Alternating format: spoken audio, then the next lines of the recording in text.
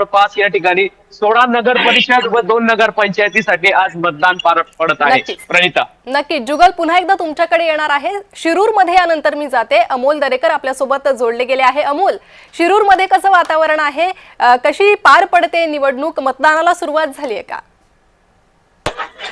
नक्कीच प्रणिता, आज 7:30च्या नंतर मतदानाला जरी सुरुवात झाली असली तरी थंड प्रतिसाद या ठिकाणी पाहायला मिळत आहे. आणि एकूणच पाहिलं तर उत्तर पुणे जिल्ह्यातील जुन्नर नगर परिषद असेल, त्याचप्रमाणे पहिल्यांदाच नगरपंचायत असणारी मनसर ही पहिल्यांदा निवडणुकीला सामोरे जात आहे. त्यामध्ये जवळपास नगराध्यक्ष पदासाठी या ठिकाणी राष्ट्रवादी काँग्रेस पार्टी असेल, त्याचप्रमाणे शिंदे गटातील गांजळे असतील, त्याचप्रमाणे ठाकरे सेनेच्या शरद पवार गटाच्या रंजनी बानखिले असतील आणि काँग्रेसच्या फर्जीन मुलाने असतील, यांनीही नशीब पहिल्यांदाच आजमावताना पाहायला मिळत आहे. शिरूर जर पाहिलं तर नगराध्यक्ष पदासाठी जर जवळपास 99 नगरसेवक आपल्या नशीब आजमावत आहे.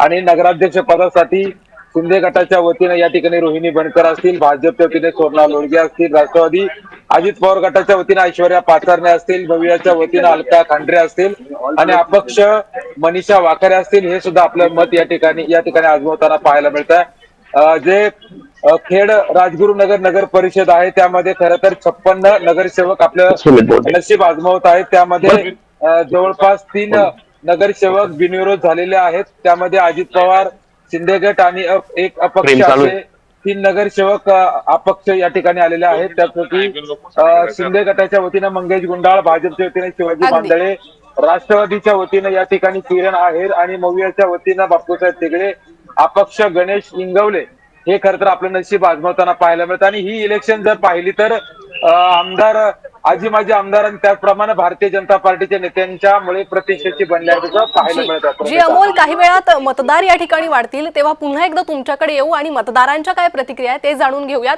सध्या मी जाते रत्नागिरीतून आमचे प्रतिनिधी रवींद्र कोकाटे सध्या माझ्यासोबत जोडले गेले आहे. रवींद्र, आपण पाहिलंय कोकणातली निवडणूक ही एक वेगळ्या पातळीवर सध्या गेलेली आहे. महायुतीत मोठी फूट पडल्याचं पाहायला मिळत आहे. महायुती विरुद्ध महायुती अशीच लढत आहे. त्यामुळे काय सध्या रत्नागिरीतलं चित्र आहे?